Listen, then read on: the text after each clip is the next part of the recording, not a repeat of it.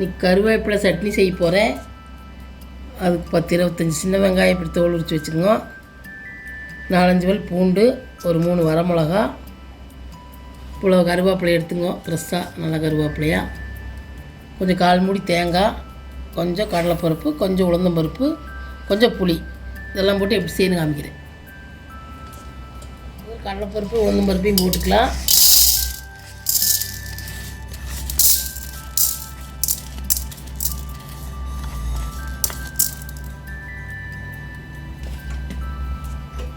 கொஞ்சமே எண்ணெய் ஊற்றிக்கலாம்.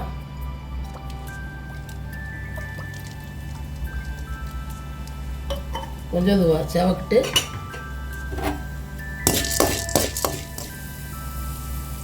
வெங்காயம், பூண்டு, வரமிளகாயும் போட்டுக்கலாம். கொஞ்சம் செவந்துருச்சு, இது மூணையும் சேர்த்துக்கலாம். நல்லா வதங்கிட்டு வெங்காயமெல்லாம் இந்த அளவுக்கு வதங்கிடுச்சு. மிளகாய் வெங்காயமெல்லாம் கருவேப்பிலையை சேர்த்துக்கலாம்.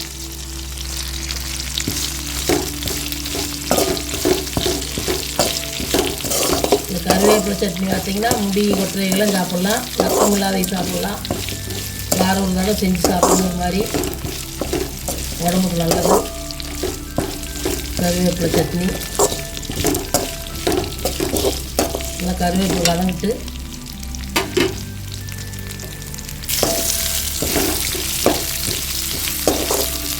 இதில் பார்த்திங்கன்னா பொடியும் செய்யலாம். பொடி செஞ்சு நாங்கள் வீடியோ போட்டுக்கிறோம்.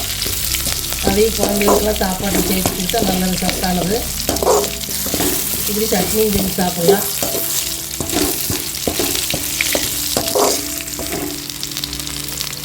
தேங்காயும் புளியும் சேர்த்துக்கலாம். கருவேப்பிலை வதங்கிடுச்சு. தேங்காயும் புளியும் சேர்த்து கொஞ்ச நேரம் ஓட்டினா போதும், நம்ம ஓட்ட வேண்டியதில்லை.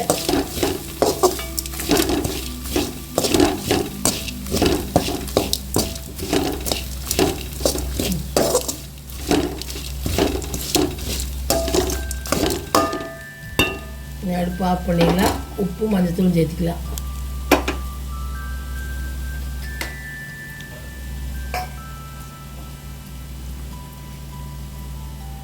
தேவையான அளவு உப்பு சேர்த்துக்கலாம். கொஞ்சமாக மஞ்சத்தூள் சேர்த்துக்கலாம்.